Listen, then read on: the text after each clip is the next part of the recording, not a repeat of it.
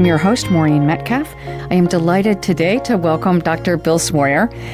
Bill is currently serving as the Vice President for Clinical and Translational Research at the Research Institute at Nationwide Children's Hospital in an era where we're facing major changes in our medical system, with medical costs as high as 20% of GDP. Bill is a leader who's working to address this challenge.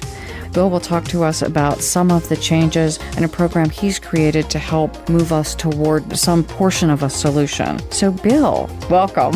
Thank you very much for having me. So let's talk a little bit about your background. What do you do?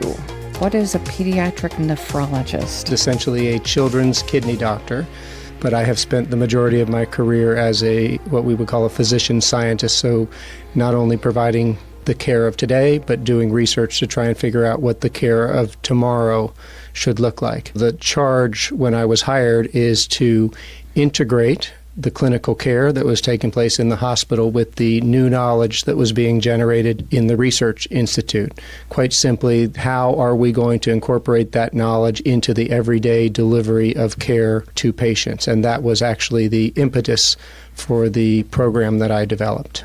What is the program that you developed? So this program we have termed Learn from Every Patient. So one of the first things that I did was go around and speak to all of the clinical leaders in the hospital. And then I went and spoke to all of the research leaders in the Research Institute. And after pulling all of the information that I learned from all of those interviews together, I came to the conclusion that the approach that we had been using was actually not a strategy for the future.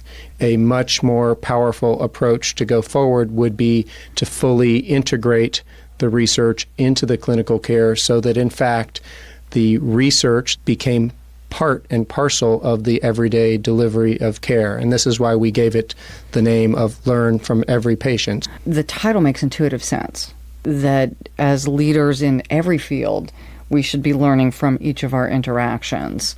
Yet how do you make that practical? So the reality of our situation in healthcare is that we have developed policies and procedures and, in fact, laws that separate the provision of clinical care from the policies and procedures and laws that govern the research. So these two activities are truly separated by these policies and approaches and laws, when in fact what we really need is to put them back together so that when we are providing care, we are using that as information to better inform how we will improve care in the future.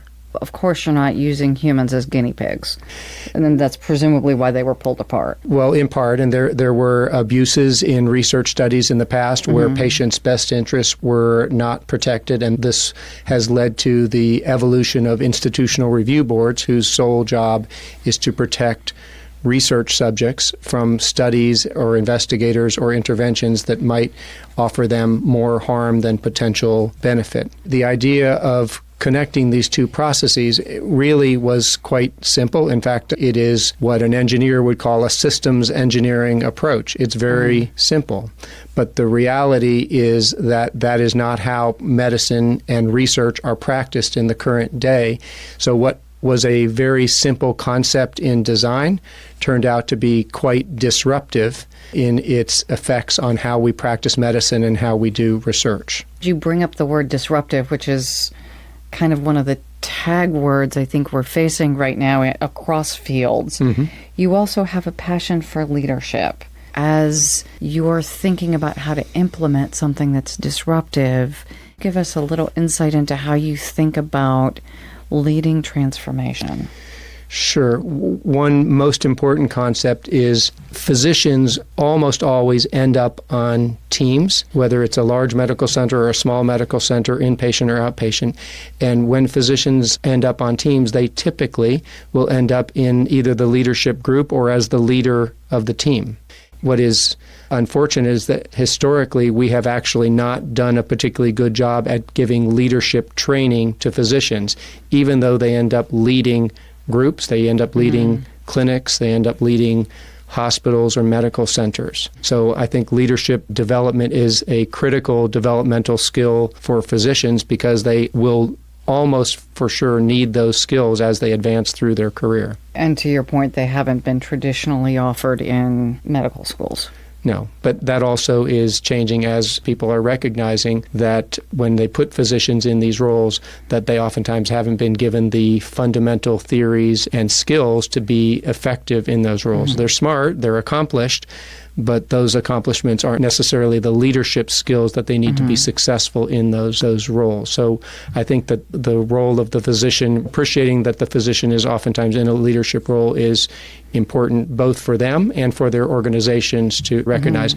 And many medical centers now are investing significant resources in physician leadership because of this recognition of the importance of whether they perform well or poorly in those leadership roles. Let's go back to the conversation about learning from every patient.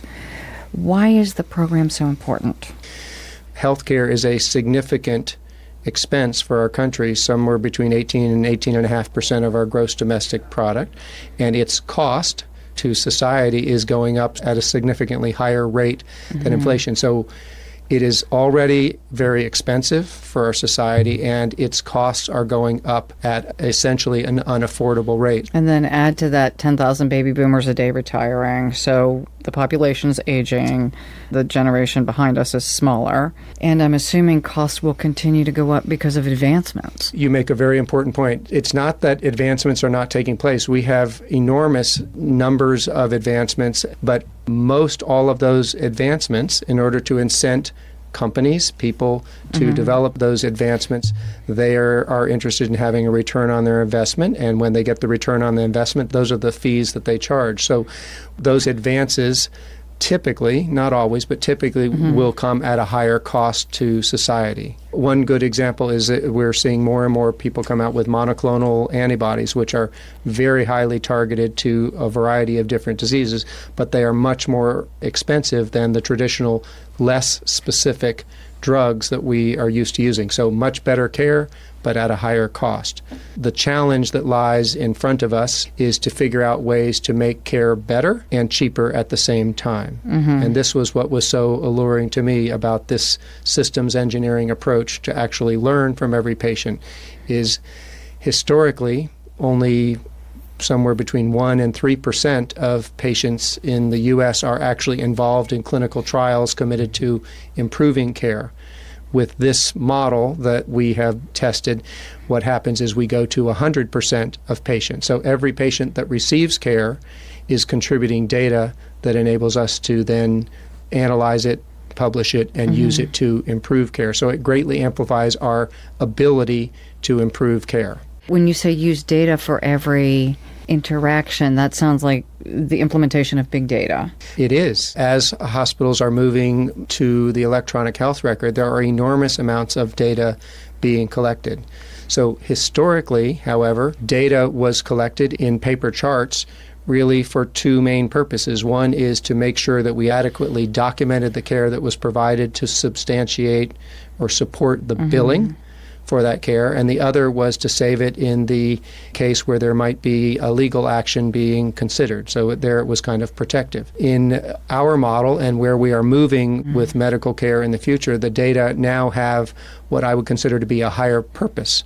We are collecting the data because we intend to use the data from every patient, because that patient's data is going to be part of what allows us to improve the care of the patient that follows behind them. Are there legal implications with this? So there are significant and very complicated issues around the control of data, the ownership of data, the sharing of data. But I should point out that they are all addressable issues. There are methods to partially or completely de-identify data so that if you use my data, you could never tell that it was I who contributed the data. And that is one known and proven way to protect patients' identity while benefiting from the use of the information that we collected in providing their care. I have friends with various illnesses that they would rather not have made public. But as long as the data can be anonymized, it seems quite beneficial.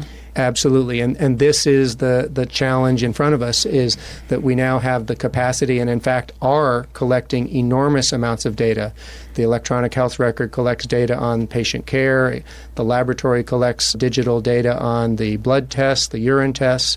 We're now collecting digital data on the radiology and the other scanning technologies that are being used. The pharmacy is collecting large amounts of data about the use and dispensing of the various medicines and exactly which minute they were dispensed. So we are accumulating enormous amounts of data. The challenge is how to use all of that data to generate information that is useful to improve care. How do you use the large volume of data that's collected and turn it into something that's productive, not just a pile of data?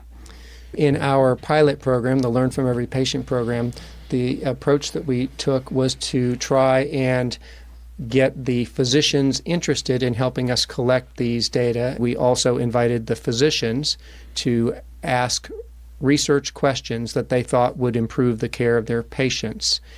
And in doing that, we actually were able to get the doctors to be interested in changing the way that they provided care rather than resistant to that. And physicians' resistance to being told how they need to change the care has proven to be one of the biggest challenges to the successful implementation of programs like this. So our approach was to engage them completely by offering them the opportunity to be part of improving their own patients' care. With this model, then, care would be provided. We would collect both the clinical and the research data, and all of that would get migrated to a data mart where all of those would exist in conjunction with the laboratory data and the radiology data. That offers us the opportunity then to begin to look at, just as you mentioned, things like outcomes. Is treatment A better than treatment B? In our Learn from Every Patient model, we then provided those data back to those physicians who had asked for it. Having worked with enterprise-wide computer system implementation, there is often a great amount of resistance. But to your point, with physicians, I want to practice medicine the way I want to practice medicine, and now you're putting me on a standardized system that forces specific behaviors and makes me a typist. Yes, there is widespread resistance in general on the part of physicians to being told you have to do something. Most physicians went into medicine and practiced medicine and believe that they practice the very best medicine they know how. The reality is that not every variation in care is the best. The reality is that only one of them is the best, but we have not embedded systems to help us learn which is the best yet. And this model offers us an approach to begin to learn so that we can begin to refine the care that we provide based on continual production of evidence. Those data that get analyzed, what we would then call evidence, will get published in the peer-reviewed literature. And as a general rule, peer-reviewed publications are the currency of the realm to provide the basis for changes in care. This is what we call evidence-based medicine. The innovations or improvements happen much faster if I'm collecting data from every patient rather than I'm chartering research studies that need to be funded and staffed. In this model, once you have the evidence, then the evidence should be used to make changes in the care. So if a patient comes in with disease X and gets care Y, when they come back to see you in a year or two, what you could tell them then that we cannot tell them now is your care will be different when we see you in 2 years, and it will be based on evidence. And that is something we cannot offer most patients today, is that their care will be based on evidence rather than experience of the physician, the individual physician providing care for them. So this embeds the learning into the care. And the learning across a massive system of patients, not the learning from each unique physician that may or may not see 5 patients of a certain variety in a year. So depending on how widely a system like this is implemented, that would set the parameters around the learning. In our pilot program, we chose children who had cerebral palsy and were receiving care with one diagnosis at one center. So our vision is to expand what we learned with that program at that medical center to other programs at the same medical center, but also to analogous programs providing care for children with those same diagnoses at other medical centers. So, to clarify, the name of the hospital is Nationwide Children's, but it's named after Nationwide Insurance, not a designation of the physical location being national. But it is one of the largest children's hospitals and research institutes in the country. So it has proven to be fertile ground for doing a pilot program like this. So what we are hoping to do now is this pilot program was quite successful. It did show that we could reduce hospitalizations, reduce ER visits, reduce urgent care visits, and at the same time, it actually reduced the total health system charges. So at least in this pilot program, we were able to improve care, and it reduced the total health system charges by about 25% that year. That's significant. Yes. Better outcomes and 25% reduction in cost. Yes.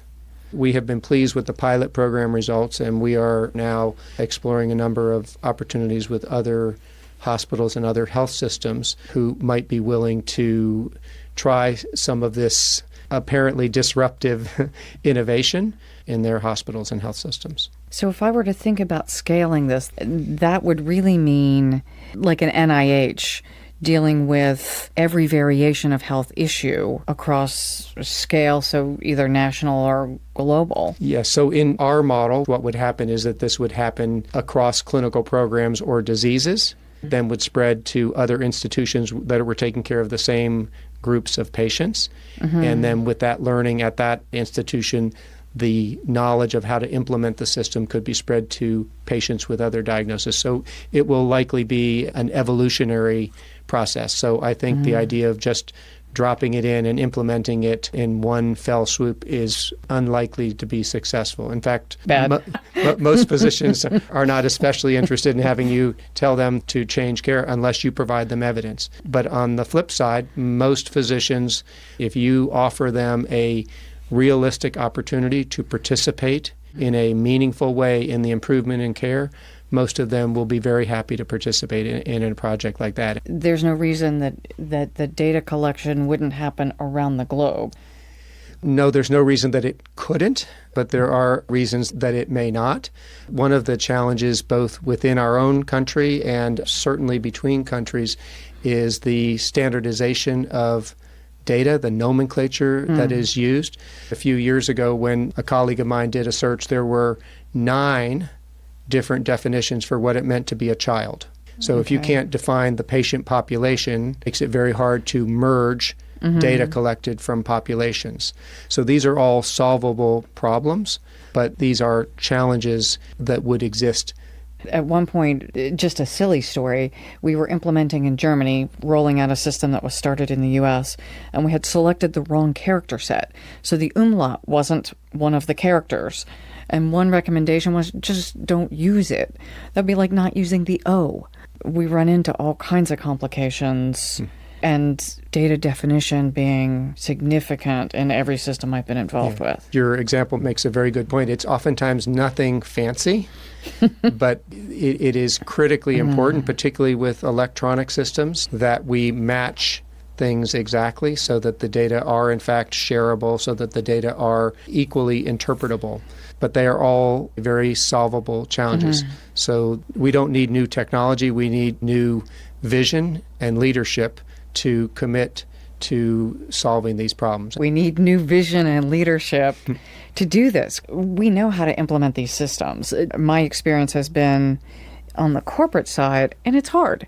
On the medical side, a mistake has implications on people's lives. It has to be done right. But it's doable. These are things we know how to do. They're just hard. Yes.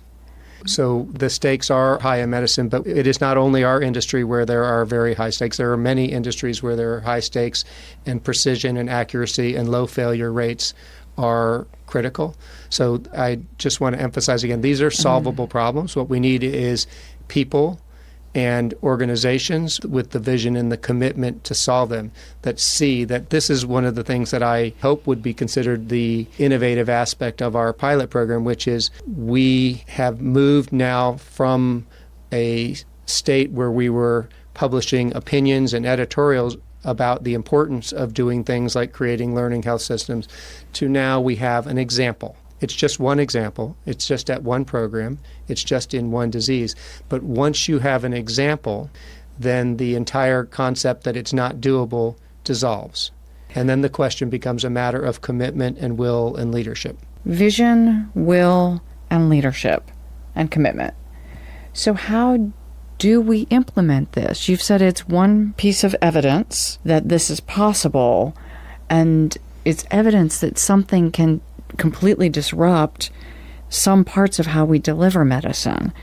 That seems like a really big deal, and yet I can see a lot of people saying, I hope I retire before this is done, because it's going to change the way I do my work, the work I love doing. Yes. So the reality in the context of what we've been talking about, the challenges of the enormous expenses of healthcare, that the expenses are going up way higher than the rate of inflation, providing care the way we have been is not sustainable. So the opportunity here is, can we capitalize on things that we have now that we didn't? Now we have access to data, and the question is, can we use it to improve care? I think the answer is unequivocally yes. The challenge, however, is how can we improve care and reduce the costs of providing care? And that is essentially a burning platform that we have right now in healthcare, is we need to find ways to reduce the amount of money that our country spends on providing care for our citizens. So the innovation that we hope we've provided an example of is that it is not impossible to improve care and reduce costs at the same time. It is possible to make care better and more affordable together. And this is, we hope, is something that will change the conversation from if we can do it to how and whether we are willing to make the commitment to do it. But the reality is that the practice of medicine will have to change, and that will require people with vision and leadership to not just accept it, but to embrace it for the opportunities that are there. As I oftentimes like to say, in all chaos, there lies opportunities. So change is upon us, but that has created opportunities we never had in the past. So as a citizen and someone who's aging, who pays insurance, this seems like good news, because at some point we'll be on Medicare, and the country budgets for that, and it's a large part of our national debt, which is also increasing. So it seems like, while those are big numbers, it does impact our tax burden. And indeed, the Center for Medicare and Medicaid Services has expressed interest, and we have been out to talk with them about this model, because they are a payer for some 100 million of our citizens, and they are very interested in innovative approaches to control the cost of healthcare. In fact, we now have a Center for Medicare and Medicaid Innovation, which is an entire group of people dedicated to seeking out innovative strategies to control costs. So a third of our population is on Medicare or Medicaid. Roughly. And that will likely increase as the population ages and lifespan continues to grow. Potentially, if we can afford it. If we can afford it is a really politically charged question. It is. And so much of the politics swirling around healthcare, as charged as it has been largely about how to distribute the monies that are currently being put forward for the provision of health care. We have not yet begun to address what I think is the larger challenge, which is how to reduce those costs. Redistributing them does not solve the problem that they are continuing to rise. All of that leads to a catastrophic equation if we don't have a way to pay for it. Correct. And make it more efficient. Yes. So either less people will get care, or people will get less care. And, of course, no one is interested in saving money on healthcare if we have to provide worse care. So the challenge here, and again, I see this as a leadership opportunity, is to envision different models of healthcare that could allow us to achieve this aim. Envision different models of healthcare. Just letting that sink in. My dad was in the military, so we went to military hospitals, and we were cared for. There are lots of people in the world who didn't have that experience and who have not lived to their average life expectancy rate because they didn't have care. So this helps make care available for a broader portion of the population at a reduced cost and better care. Well, I think it's safe to say that if we can control the costs better, that would give us more options. It doesn't answer the question about how it will be distributed, but it does create options. Right now, we're facing a very difficult options because we are facing continually rising costs that are significantly higher than the inflation rate, and we're going to need to make some changes. So we can wait until they are critical, or we can try and come up with innovative solutions and pilot them, just as we have tried to do in our program. So there are other approaches to pilot similar sorts of things, but these are the ideas that we will need to be searching for and maybe implementing many of them and measuring them, expanding them, seeing which ones can successfully scale up or not. But what we desperately need is more people to be coming up with the vision and taking the risks of introducing new approaches that might meet both of these needs, improving care and reducing costs at the same time. So it sounds like a burning platform. It sounds like a no-brainer. Also, here's an opportunity, not easy, but proven results in a small pilot that will move us forward. What's the biggest barrier you're seeing? In the healthcare industry, it is relatively difficult to make changes. Change does not come easy in our industry, and part of it is what we've talked about because there are high risks for failure when the system fails. But it is also in part because the people that provide the care, the physicians, are used to being leaders of their teams, and they've been well trained. They may have been mentored by a particular mentor or a particular group of mentors, and they believe that they are providing the best care. So until someone can explain to them or prove to them that there are better ways to provide care, they're not going to be interested in changing. I do believe that physicians will be willing to change, but we need to make it clear how they can participate in being part of the change and how they too will benefit. And as I've alluded to earlier, I think that they will believe that they benefit if you can convince them that their patients will directly benefit. Because that, after all, is why most of us went into medicine. Good, super smart people wanting to help improve the health quality of their patients. Yes. So hopefully we have people listening in the medical practice who would like to learn more about this. How might they do that? So I would be happy to receive emails from anyone that is interested in communicating with me. It's william.smoyer@nationwidechildren's.org. I'd be happy to have people provide suggestions or continue the discussion. The question that remains is, could this be used to save more money and improve more care for more patients in the future? So we don't have the answer to those questions now, but we're very interested in getting the answers to those questions, and those are very testable hypotheses of whether, in fact, it is scalable. So this is what research scientists do, right? It is. One of my clients, one of my favorite statements from her was, as a researcher, I don't need to be right. I just need to keep learning. Yes. And it sounds like this is a beautiful foundation upon which to build, to solve some very big problems that we will all personally be impacted by at some point in our lives. Well, it does offer, we hope, very nice opportunities to both save money and improve care in a systematic way. I want to generalize this a little bit. This type of disruption is happening across all industries, across the globe. And so I talk often about leaders taking on the mind of the scientists. So as we listen to Bill, hopefully what you're hearing from him is there are brilliant opportunities to solve the problems we face. And our hope with this is that we can systematize the learning so that it is occurring with all of the data that we collect on all of the patients all of the time. So thank you to our listeners, and thank you so much, Bill.